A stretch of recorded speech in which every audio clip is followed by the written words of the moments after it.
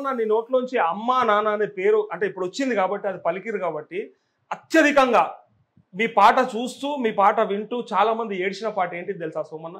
మీ తల్లిగారు మరణించినప్పుడు మీరు అక్కడ అమ్మని తలుచుకుంటూ పాడిన పాట ఒక్కసారి పాడు సోమన్న. నిజంగా అది బ్రహ్మాండం. అంటే దాన్ని ప్రతి ఒక్కరు కూడా ఎట్లా ఫీల్ అయ్యారంటే మీరు ఏడిచిరు లేదు అంటే మీరు అలా ఏడ్చిన సందర్భం కంటే మీరు పాట పాడాలనే అది ఉంటుంది కాబట్టి బయట అందరు ఏడిచిరు సోమన్న.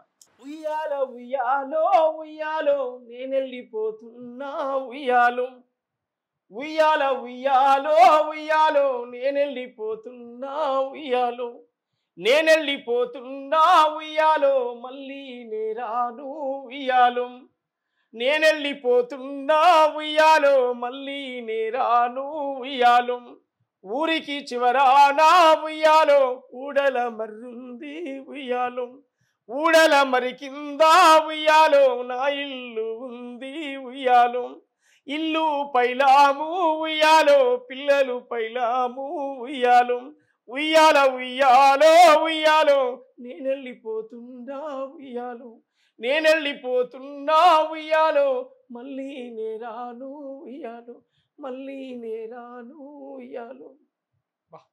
ఎంతమంది ఆడతల్లులు మహిళలు ఎంతమంది కళ్ళ నీళ్ళు పెట్టుకుంటే చూసినా అమ్మ గుర్తొస్తుంటుంది ఆ పాట పాడుతుంటే.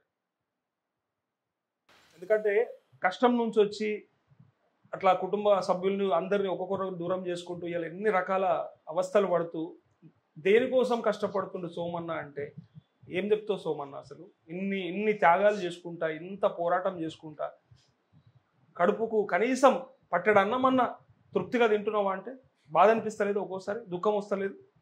ఏడ్చిన సందర్భాలు లేవు?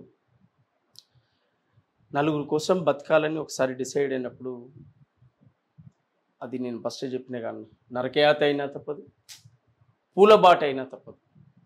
అనేక మంది అశేషమైనటువంటి పీడిత ప్రజల కోసం త్యాగాలు చేసినటువంటి అనేక మంది మహానుభావుల త్యాగాలు తలుసుకున్నప్పుడు మన త్యాగం చాలా చిన్నదనిపిస్తుంది.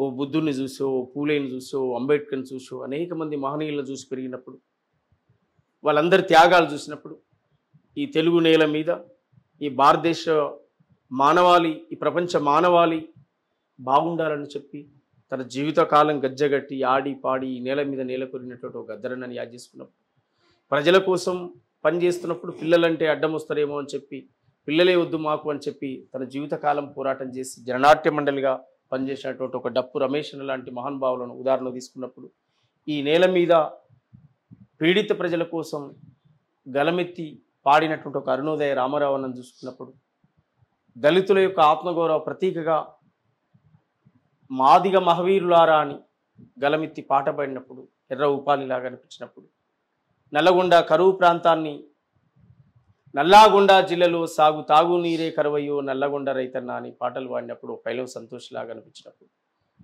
అనేక మంది కవులు, రచయితలు, కళాకారులు వీళ్ళందరినీ ప్రేరణగా స్ఫూర్తిగా మాతో సహచరులు, మాతోటి మిత్రులు, మాకంటే పెద్దవాళ్ళు వీళ్ళందరి ప్రయాణాన్ని కొనసాగింపుగా భాగమే ప్రభుత్వంలో ఉన్నామా, బయట ఉన్నామా, ఏడున్నామా వీళ్ళందరి కొనసాగింపులో భాగమే ఏపూరు సోమన్న. అందువల్ల మేము పోయే తోవలో, మేము నడిసే తోవలో అనేక దారులు, ఇవన్నీ ఏడుపులు, దుఃఖాలు ఉంటాయి. చెప్పిన చాలాసార్లు అనుకున్నా నాకేముందా సమస్య అనుకున్నా. లోతుల్లోకి పోయి చూసినప్పుడు ఇంకా పెద్ద సమస్యలు ఉన్నాయి. నాకేముందా దుఃఖం అనుకున్నా. సమాజం లోతుల్లోకి వెళ్ళినప్పుడు అనేక మందికి దుఃఖం ఉన్నాయి. సమస్య లేని ఇల్లు ఉన్నదా, విమర్శ లేని మనిషి ఉన్నడా, అలలు లేని సంద్రమున్నదా, ఏ వెతలు లేని బతుకులున్నయా. సమస్యలు విమర్శలతో సాగెను నీ ప్రయాణం, అవి అధిగమించి నిలబడితేనే చేరదవు నీ గమ్యం, చేరదవు నీ గమ్యం. బలము బలహీనతలు ఉంటాయి ప్రతి మనిషికి, కోరికలను ఆపగలిగే శక్తి నీయు మనసుకి.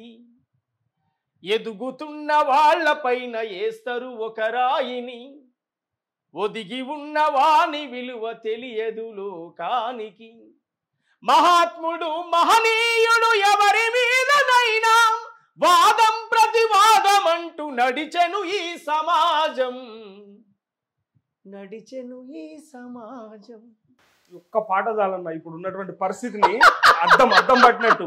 మా నాయనమ్మ చెప్పేది నిందలేంది బొంద ఉండదు బిడ్డ అన్నట్టు అదే కనపడతా ఉంది. ప్రతి ఒడికి ఏదైనా ఉంటది అనేది నిజంగా బ్రహ్మాండం. మన మధ్యలో అంటే గద్దరన్న కూడా పోరాటం చేసి ఈ చివరి ప్రశ్న, ఆయన కూడా ఎప్పుడూ అధికారం అనుభవించకుండా చివరిగా ఏదో ప్రయత్నం చేద్దామని ప్రయత్నం చేసినా కూడా అది ఫలించక అట్లా అయిపోవడం. ఇలా సరే వాళ్ళ కుటుంబానికి కూడా అవకాశం ఒకసారి ఇచ్చిండ్రు, ఈసారి ఆ అవకాశం కూడా ఇవ్వలేదు. కానీ సో ఆయనను గుర్తు చేసుకుంటే మీకు ఏ పాట గుర్తొస్తుందో ఆ పాట ఒకటి పాడి ఇంటర్వ్యూ కంప్లీట్ చేద్దామన్నా. చివరిగా గద్దరన్న యాదిరు.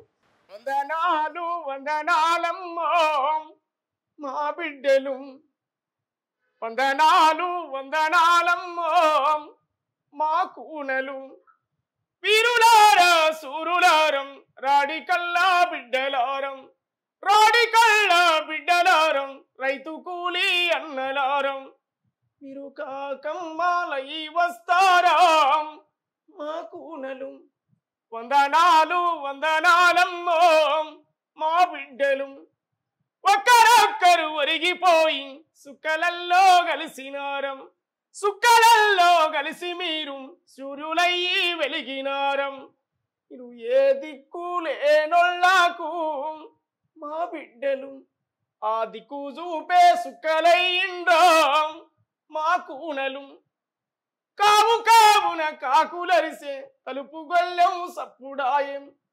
ఎవరావో బిడ్డ వచ్చి పిలిచినట్టు అలికిడాయం, మీరు కాకమ్మాలై వస్తారా మా కూనలు, మా కడుపు తీపి చూసిపోతారా మా బిడ్డలు, వందనాలు వందనాలమ్మో మా కూనలు, వీరులారా సూరులారం రాడికల్లా అన్నలారం, రాడికల్లా అన్నలారం రైతు కూలీ బిడ్డలారం, మీరు ఏ దిక్కు లేనొల్లాకు మా బిడ్డలు ఆ దిక్కు చూపే సుక్కలైండ్రాం మా కూనలు మా వీరులు.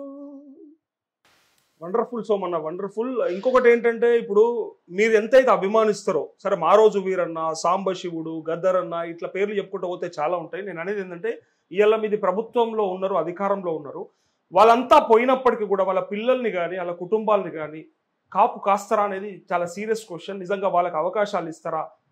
ఎందుకంటే వాళ్ళ ఉనికి లేకుండా ఏదీ లేదు. ఇలా మీ గొంతులో ఎవడు ఒప్పుకున్నా ఒప్పుకోకపోయినా, ఎవడు నచ్చినా నచ్చకపోయినా గద్దరు గొంతుగా, గద్దరు పాటగా మీరు ఇంకా మిగిలే ఉన్నారు. అంటే మీరు భవిష్యత్తులో అది తీసుకెళ్లే ప్రయత్నంలో ఉన్నారు. మీ గొంతులో అది వినపడుతుంది, కనపడుతుంది. కాబట్టి ఈ ప్రశ్న మీకు ఆ సోయి కూడా ఉంది, మీకు ఆలోచన కూడా ఉంది. సో వీళ్ళందరినీ కాపు కాస్తారా అనేది ప్రశ్న. అవకాశాలు ఇస్తారా? వాళ్ళని నిజంగా చూసుకుంటారా? ఆ కుటుంబాలు ఎట్లా ఉన్నా మీరు ఉన్నారా అనేది గ్యారంటీ, హామీ ఇస్తారా? ఖచ్చితంగా అలాంటి ప్రయత్నం, అలాంటి పరిపాలన రేవంత్ రెడ్డి గారి నాయకత్వంలో కాంగ్రెస్ పార్టీ ఖచ్చితంగా న్యాయం చేస్తుందనే విశ్వాసం, నమ్మకం మీరు చేయించాలి. ముఖ్యంగా మీకు ఇంకా ఉంది కాబట్టి ఖచ్చితంగా ఆ ఎజెండా, ఆ ఎమోషన్ కూడా ఉంది కాబట్టి ఆ ఎజెండాలో ఉంటది. ఖచ్చితంగా చేస్తారు. ఇప్పుడే కదా వాళ్ళ త్యాగాలు ఎంత గొప్పవి. ప్రభుత్వం వచ్చింది ఇప్పుడే కదా. ఖచ్చితంగా ఒక్కొక్క పని, ఒక్కొక్క కార్యాచరణ మొదలైందిగా, వేట మొదలైంది. ప్రక్షాళన జరగడమే, ఏం లేదు. ఎవరి మీద కక్ష తీర్చుకోవడం కాదు, ప్రక్షాళన, జరిగిన తప్పులను సరిదిద్ది సరైన మార్గంలో పోవడమే ప్రజాపాలన యొక్క ఉద్దేశం. ఆ ప్రజాపాలన ఖచ్చితంగా రేవంత్ రెడ్డి గారి నాయకత్వంలో జరుగుతుంది, రేపు జరగబోయేది అదే. ఎందుకంటే మన చరిత్రలో ఈ భూమి కోసం, భుక్తి కోసం పోరాటాలు చేసి వాళ్ళ ప్రాణాలని కూడా త్యాగం చేసినటువంటి ఎందరో మహామహులు ఉన్నారు. సో వాళ్ళందరి కుటుంబాలు కూడా అనుకున్నట్టుగా అంత బాగా లేవు. వాళ్ళు కూడా సమస్యలలో ఉన్నారు. వాళ్ళకి రాజకీయంగానో లేకపోతే వేరే రకంగా అవకాశాలు ఇవ్వాలి కదా. త్యాగం చేసిన వీరుల కోసమే కదా మనం మాట్లాడుతుంది. సో వాళ్ళకు మీరు అండగా ఉండాలని చెప్పి ఎక్స్పెక్ట్ చేస్తా ఉన్నాం. ఉంటారని కూడా కోరుకుంటా ఉన్నాం. సబ్స్క్రైబ్ చేయండి. Please do subscribe to please like, share and subscribe to top Telugu TV. Top Telugu TV. Top Telugu TV.